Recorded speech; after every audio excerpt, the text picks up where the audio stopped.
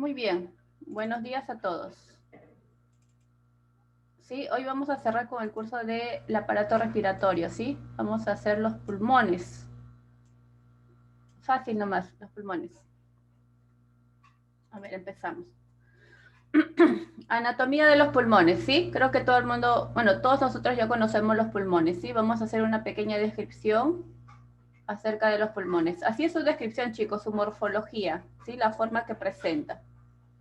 A ver, los pulmones es un órgano par, ¿cierto? Situado uno a cada lado, derecho e izquierdo. Su estructura anatómica es de origen embrionario endodérmico. Eso significa que cuando se está formando el embrión, surgen tres capas embrionarias. Una que es el ectodermo, el otro viene a ser el mesodermo y la tercera capa se llama endodermo.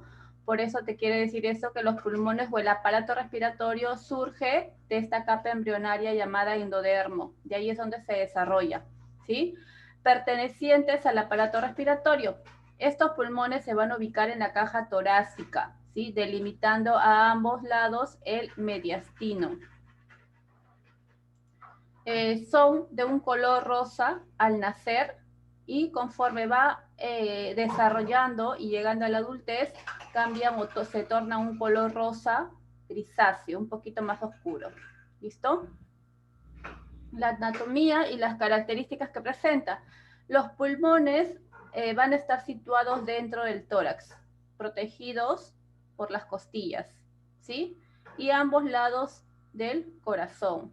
El corazón va a estar en el centro y ligeramente inclinado hacia el lado izquierdo. La forma de los pulmones es una forma cónica, ¿sí? Son órganos huecos y van a estar cubiertos por una doble membrana que va a estar lubricada. Esta membrana recibe el nombre de pleura, ¿sí? A esta membrana también se le llama serosa porque contiene un poquito, así como si estuviera engrasada, ¿listo? De grasita. Entonces decimos que la pleura va a ser un repliegue o una membrana muy fina y serosa que va a rebordear y proteger a ambos pulmones, ¿sí? Existen dos pleuras, ¿sí? Dos tipos, dos membranas. Estas dos van a estar separadas, ¿sí? Perdón, en los pulmones van a estar separadas por el mediastino, ¿sí? Y las membranitas, recuerden que son dos tipos de pleura, aquí como se ve en la imagen, ¿sí? Una pleura llamada parietal, que va a ser la primera capa delgada, y la que le continúa es la pleura llamada visceral, ¿sí? Entonces la pleura parietal es externa y la pleura visceral es interna. ¿Listo?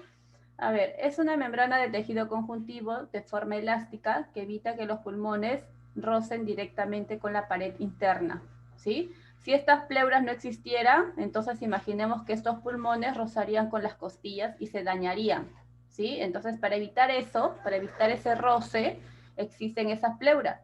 Y entre la pleura, entre ambas hojitas, existe un poco de líquido, ¿sí? Existe un poco de líquido que eso también sirve como amortiguador a los pulmones. Amortigua a los pulmones para ciertos golpes o traumatismos que puedan sufrir. Poseen dos capas, una pleura parietal o externa, ¿cierto? Y la otra que es una pleura visceral o también interna.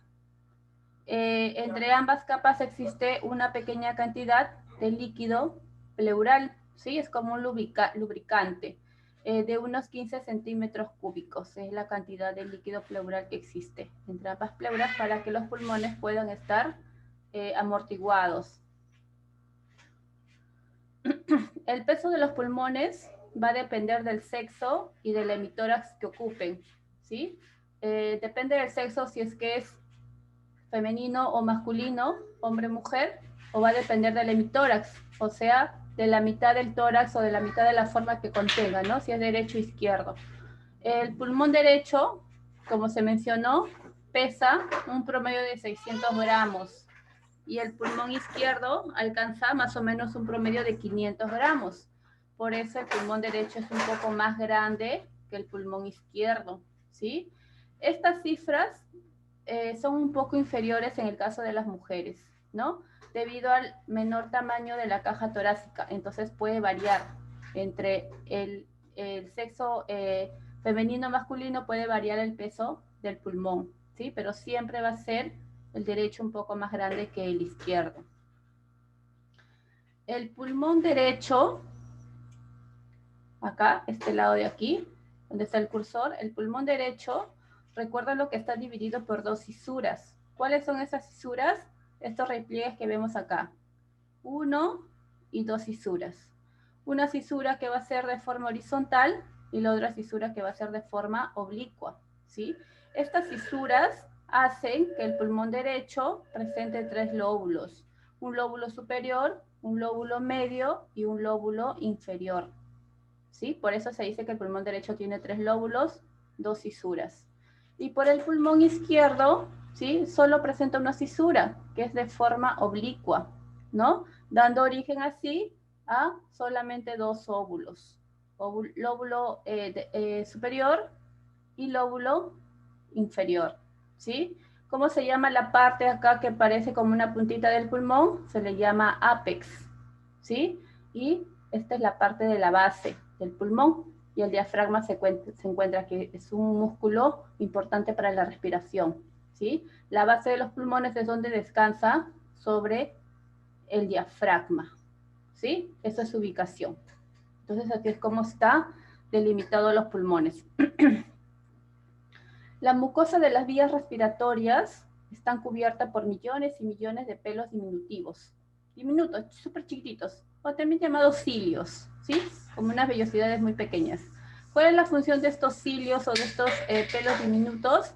Es que van a atrapar, ¿sí? Y eliminar los restos de polvo o gérmenes que puedan estar suspendiendo en el aire cuando nosotros realizamos una inspiración, ¿sí? Recuerden que el ojo humano no puede ver gérmenes, no puede ver polvo. Entonces, al momento que hacemos el proceso de la inspiración, ¿sí? Inspiramos con todo eso, pues no es el aire combinado. Entonces, estas vellosidades van a atrapan a los gérmenes, polvo, partículas extrañas y se adhieren en sus vellosidades para que solamente pueda permitir el ingreso del aire, ¿no? Y obviamente las funciones que presenta, pues de humidificar el aire y de calentar el aire para que el aire pueda pasar limpio, ¿sí? Los pulmones tienen alrededor de 500 millones de alveolos. Existe un montón, ¿sí? De alveolos o de sacos alveolares. Estos saquitos, ¿sí? Recuerden que ahí es donde se va a realizar el intercambio gaseoso, ¿sí? El pulmón, órgano importante del aparato respiratorio, va a estar inervado, ¿sí? Por un nervio que surge del tronco encefálico, o sea, del sistema nervioso. Este nervio que va a regir para que uno automáticamente pueda respirar, ¿no? Porque uno no controla la respiración, sino esto es controlado y regulado por el sistema nervioso, ¿sí? Entonces, este nervio que se encarga de inervar a los pulmones se llama el nervio vago, ¿sí? Es un nervio súper importante, ¿no? Que cuando se tiene una lesión, por ejemplo, a nivel de tronco encefálico y se daña este nervio vago, una persona ya no puede respirar por su propia cuenta, entonces necesita un respirador artificial, ¿sí? Por eso es muy importante siempre cuidar la cabecita, porque ese es el control de todos nuestros órganos, ¿sí? Muy bien. Los bronquios resultan de la división de la tráquea, ¿verdad? La tráquea era un tubo que medía 12 centímetros y que era anillado, ¿verdad? Tenía anillos. Entonces, la división de la tráquea resultan los bronquios. Y los bronquios, recuerden que son dos, uno derecho y uno izquierdo, ¿no? Que va a penetrar en cada pulmón. Los bronquiolos, a su vez, van a ser las ramificaciones de los bronquios, cuando estos llegan a los alvéolos pulmonares. Los alvéolos pulmonares, que va a ser lo último, son las terminaciones, ¿sí? Y termina en un árbol bronquial, o llamados alvéolos bronquiales, en donde ocurre el intercambio gaseoso entre el aire que tú estás inspirando y entre la sangre que ha circulado por todo el cuerpo, se van a encontrar gracias a la red de capilares, ¿no? Recuerden que los capilares también cumplían la función del intercambio gaseoso. Entonces, todos los sacos de alvéolos, todos los 500 millones de alvéolos van a estar rodeados de una red de red capilar y ahí es donde se produce ese intercambio gaseoso o la hematosis, También se conoce como la hematosis. Función de los pulmones. Los pulmones tienen una función respiratoria, ¿sí? Y otra no respiratoria. Hablemos solo de la respiratoria, ¿sí? La función de los pulmones es realizar el intercambio gaseoso. Esa es la principal función. Con la sangre, debido a que esto, con la sangre, es debido a esto que los alvéolos están en estrecho contacto con los capilares. En los alvéolos se produce el paso de oxígeno desde el aire a la sangre y el paso del dióxido de carbono desde la sangre al aire. Acá en el gráfico, este es un saquito de alvéolo pulmonar, ¿cierto? Y este es un capilar que está pasando por ahí. Entonces, estos rojitos que ven acá son los hematíes o los glóbulos rojos. Recuerden que los hematíes siempre van a estar adheridos a la hemoglobina, ¿sí? Entonces, si tú tomas aire, ¿sí? Viene el aire y va a ingresar el oxígeno. Se va a adherir una hemoglobina y va a circular por todo nuestro organismo, ¿sí? Y recuerden que por el torrente sanguíneo está el CO2, que nosotros ya no lo utilizamos porque es tóxico. Entonces, este CO2 va a salir por difusión, sale y se va a tener que irse al exterior mediante una expiración.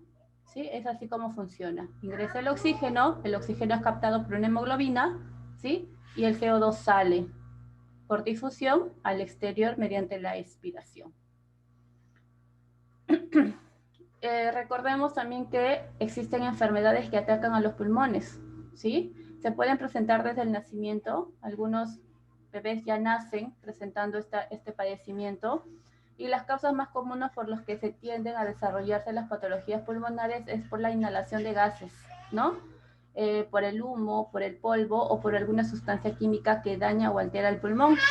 Entre las lesiones pulmonares van a destacar las de carácter inflamatorio, que son las más comunes y que todos hemos presentado alguna vez en nuestra vida, ¿sí? Pueden ser secundarias o adheridas a un germen, ¿no? Que puede infectar también el pulmón, o algunas enfermedades, y las más destacables son estas, ¿no? Una bronquitis, ¿cierto? Por cambio de estación aparece mayormente, es cuando aparece la inflamación únicamente en los conductos aéreos de grueso calibre, ¿sí? En los bronquios, por eso es que viene su nombre bronquitis, inflamación de los bronquios. ¿Qué padecimiento o qué es lo que te causa esto? Es que los bronquios se llenen de mucha mucosidad, ¿no? Y a uno pues no le permite respirar, ¿sí? La neumonía es otra condición, que es la inflamación del lóbulo, ¿sí? Así como ven en la imagen, no sé si pueden apreciarla, ¿no? Este es un color rosado normal que presenta un pulmón, ¿sí? Y este está lleno de moco, ¿no? En los alvéolos pulmonares, y eso va a ser difícil. Recuerden que en los alvéolos se produce el intercambio gaseoso. Entonces, ¿qué va a pasar si está lleno de moco? No se va a poder realizar una hematosis normal, ¿no? Por eso es que la persona no puede respirar, tiene dificultad para respirar y respira un poco rápido, ¿no? Porque no ventila bien, ¿sí? El enfisema es otra enfermedad, pero ya crónica, ¿sí? Se caracteriza porque se agranda o hay un agrandamiento permanente de los espacios aéreos distales a los bronquios respiratorios con destrucción de la pared alveolar. Peor aún, se destruye, ¿no? La pared alveolar, no va a haber mayor respiración. Entonces son personas que quizás necesitan una ayuda o un respirador mecánico, ¿sí? Porque solos no van a poder respirar, van a padecer. Entonces es un daño tisular, ¿sí? Daño de tejido. El neumotórax, por otra parte, se produce o se da cuando hay una ruptura de la pleura, ¿sí? Un accidente de tránsito o golpes, ¿no? Entonces, ¿qué hace? Por ejemplo, en un accidente de tránsito o con un instrumento punzocortante, ¿ya? ¿Listo? Se introduce acá un instrumento punzocortante, ¿sí? Penetra, ¿y qué pasa? Se daña la pleura, las dos hojitas de la pleura, y recuerden que entre la pleura hay el líquido, entonces daña, y como dentro no hay nada de aire, es una presión negativa, y cuando se entra, el instrumento que es cortante, cuando entra, Profe, genera aire. Dime. se llama, si no me equivoco, toracocentesis. Toracocentesis, gracias. Ya, es que lo estoy diciendo para que ustedes puedan entender mejor. Se llama toracocentesis, tiene razón, ¿sí? Pero ya, vamos, hablemos así. en términos así muy sencillos, ¿ya chicos? Entonces, ¿qué pasa? Se hace esa punción, ingresa el aire y el pulmón se empieza a reducir de tamaño, así como ven. ¿Ven la diferencia de ambos pulmones? Uno está bien y el otro ha entrado aire. Entonces, esto corre el riesgo de que la persona pueda fallecer en instantes. Entonces, es de emergencia, no es de urgencia, es de emergencia, para que puedan ir a un centro de atención, ¿sí? La TBC, la tuberculosis, es otra, o se trata de una enfermedad súper contagiosa, ¿sí? Que suele contagiar, o se contagia por vía aérea, ¿sí? Durante muchos años ha sido la enfermedad más grave de la humanidad y hasta hoy en día la TBC está presente, ¿sí? Por eso tenemos que tener cuidado cuando una persona está tosiendo cerca de nosotros, porque no sabemos, pues, ¿no? Estamos en la calle, así, no sabemos qué persona puede tener alguna enfermedad. Siempre hay que alejarnos cuando la persona estornuda o tose, ¿sí? Porque nos puede contagiar. Y por último, y lamentable, pues, ¿no? El cáncer de pulmón. El cáncer de pulmón es una de las enfermedades más graves y obviamente pues llega a la muerte, ¿sí? Y uno de los cánceres con mayor incidencia en el ser humano. Si es que es detectado antes, en una etapa temprana, todavía podemos vencer al cáncer, ¿no? Pero lamentablemente el cáncer es detectado en unas etapas tardías, entonces ya es un poco más grave. ¿Sí?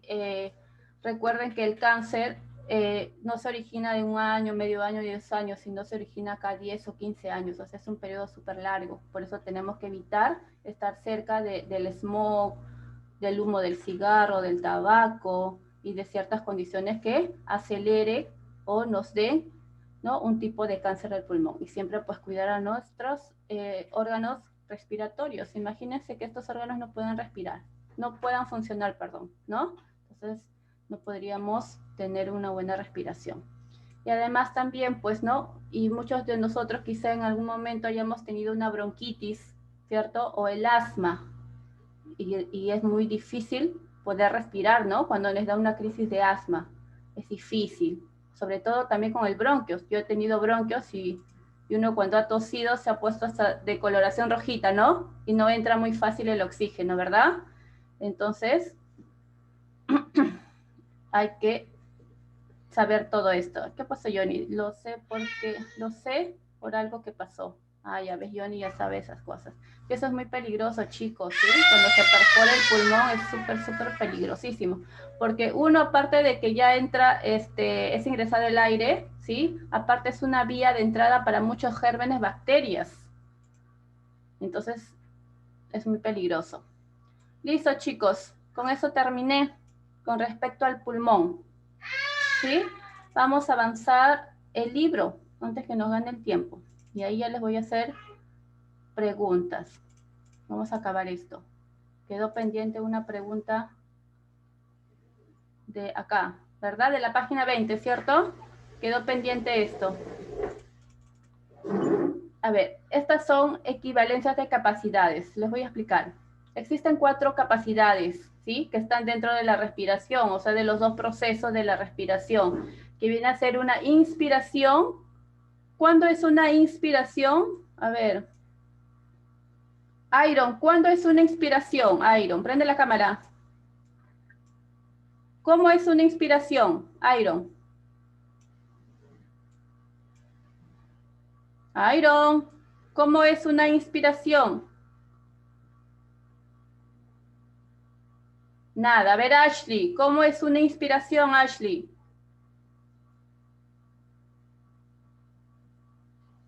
¿Nadie sabe cómo es una inspiración? A ver, Katy. ¿Inhalar?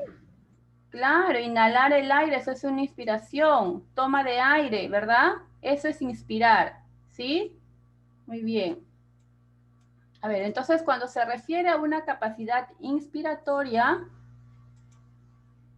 significa que el volumen de aire que puede inspirarse a partir de una posición inspiratoria de reposo, ¿no? Botas todo el aire, ¿sí? Y cuando inicias de tu etapa de reposo, inicias inspirando todo el aire, ¿sí? Ese proceso se le llama capacidad inspiratoria. Y si tus pulmones están sanos, lo vas a hacer al 100%. Pero si tú tienes alguna alteración como una bronquitis, un enfisema, un asma, obviamente no vas a poder tener una capacidad inspiratoria normal, vas a hacerlo con dificultad, ¿sí? Entonces a eso se refiere. La capacidad inspiratoria se refiere a la toma de aire inspirado a partir de tu reposo, ¿sí? Y la capacidad funcional residual significa que va a ser el volumen del aire presente en los pulmones al final de la expiración. Expiración significa botar todo el aire. Uno inspira y bota todo el aire, no significa que ya me quedé sin aire. Queda un poco de residuos de aire en los pulmones, ¿sí? Queda un poco de residuo. Ese poco de residuo, que es una pequeña cantidad, ¿sí? Eso se le llama capacidad funcional residual, ¿sí? La capacidad vital es cuando la cantidad máxima de aire que una persona puede expulsar de los pulmones tras una inhalación máxima. Uno inhala el aire, ¿no? Máximo, lo que tú puedas inhalar hasta el máximo, y después botas todo el aire, hasta el último, ¿no? Si hacen ese ejercicio, tratan de botar todo. En cambio, lo de acá no, simplemente inhalas y botas el aire y queda un poco de residuo. En cambio, la capacidad vital, inhalas lo máximo y botas lo máximo que puedas botar hasta el final, ¿sí? Esto es lo que tu pulmón puede hacer, obviamente cuando uno está sano. Cuando uno está o tiene una alteración, una enfermedad, no lo va a poder hacer, ¿sí? No lo va a poder hacer. Y la capacidad pulmonar total es el máximo volumen que tus pulmones pueden contener, ¿no? En el momento de la inspiración, ves que tus pulmones se van a ensanchar, ¿sí? Y captar y poder al menos por un par de segundos contener ese volumen, ese aire, ¿sí?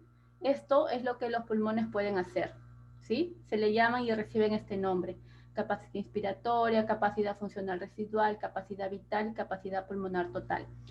Si alguien ha tenido alguna dificultad en respiración o alguna enfermedad o alguna alteración en los pulmones, existe la espirometría, ¿sí? No sé si ustedes han escuchado sobre la espirometría.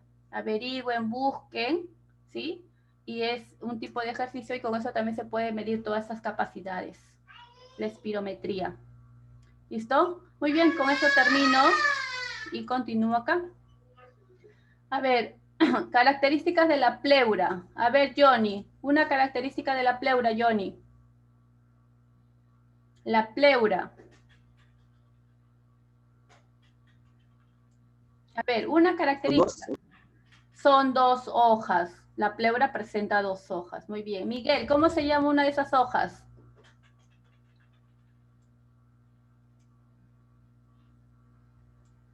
Miguel, ¿cómo se llama una de las hojas de la pleura? A ver, ¿cómo se llama, chicos, una de las hojas de la pleura? ¿Parietal? ¿Pleura visceral? Parietal visceral. Muy bien. ¿Sí? Presenta dos hojas, llamada parietal visceral. Listo. ¿Y qué forma tiene la pleura? ¿Cómo es? ¿Es fina, gruesa? ¿Cómo es? Delgada y cerosa, ¿verdad? Listo.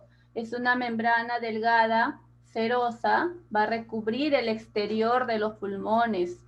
A su vez va a presentar dos hojas, llamada visceral y llamada parietal, ¿sí? Parietal es externa y visceral es la que la continúa. ¿Por qué recibe ese nombre? Porque está cerca de los pulmones, ¿sí? Y entre las hojas va a existir un poco de líquido pleural. ¿Qué función tiene el líquido pleural? Amortiguar posibles golpes de los pulmones, ¿sí? Listo. La mesotelioma, acá ya les he puesto, chicos, no se preocupen. Cuando ustedes vean una terminología que termine en oma, siempre lo tienen que asociar con un tumor, ¿sí? Oma, osteosarcoma, tumor al hueso, ¿sí? Oma significa tumor en terminología médica, ¿sí? Entonces una mesotelioma es de tipo canceroso y lamentablemente es maligno, ¿sí? Es la forma más común que se puede ver y generalmente afecta a los pulmones. Algunos de los síntomas que se presentan es la tos, dolor de pecho y dificultad para respirar. Alguien que presente esta dificultad, ¿sí? Lamentablemente lo puede confundir con ¿qué? Con simplemente un bronquios, ¿verdad? Entonces, cuando hace pasar el tiempo y toma pastillas calmantes para aliviar un poco el dolor o la dificultad, ¿no? ¿Sí? Pero se da con la sorpresa que pasando varios años, después de tener tanta dificultad en esto y no haber ido al médico en su debido tiempo, pasa años, el médico lo descarta y le dice que tiene un mesotelioma, ¿cierto? Por eso nunca hay que automedicarnos ni ir a la farmacia, porque recuerden que los síntomas pueden ser parecidos para todos, ¿no?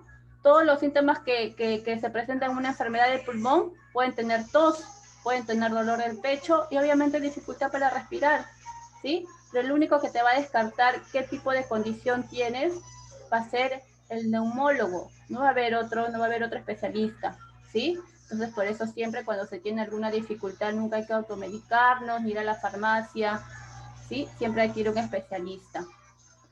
El tratamiento puede incluir cirugía, si es que lo requiere, radioterapia y quimioterapia para poder matar las células cancerígenas y así evitar una metástasis, ¿sí? El tratamiento de soporte puede aliviar los síntomas, pero recuerden que el cáncer no hay tratamiento, no hay cura, solo es paliativo, aliviar solo síntomas y dar una mejor calidad de vida hasta donde se pueda llegar. ¿Listo? Muy bien. Una respiración artificial, como ven en la imagen, ¿verdad? Este es uno de los primeros, ¿cómo les puedo decir? Es uno de los actos que nosotros podemos realizar en primeros auxilios, ¿sí? Y debemos de tenerlo en cuenta porque esto puede salvar en cualquier momento algún familiar que esté o una persona cercana que estemos, puede salvarle la vida, ¿sí? ¿Qué es una respiración artificial? A ver, acá les he puesto. La respiración artificial va a ser la ventilación asistida, ¿sí? Mediante diversas técnicas que puedan presentarse. Esto se realiza cuando una persona ha dejado de respirar por X motivos, ¿sí? O se le dificulta hacer su propia respiración. Consiste principalmente en mantener las vías respiratorias despejadas y estimular la inhalación y la exhalación, que son los procesos de la respiración. ¿Cómo vas a hacer si ves a una persona, un familiar que está en este tipo o en esta condición?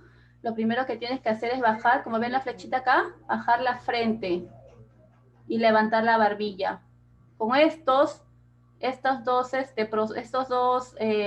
formas, haces que la tráquea quede libre, ¿sí? Porque si la barbilla está para abajo, haces que no ingrese oxígeno y bloqueas la entrada de aire, bloqueas la tráquea. Entonces, haciendo estas dos formas, haces que la tráquea libere, ¿no? Y obviamente tienes que fijarte si es que hay algo en la boca que esté obstruyendo el paso del aire, ¿sí? Y si ves que no hay nada, porque se va a ver, ¿no?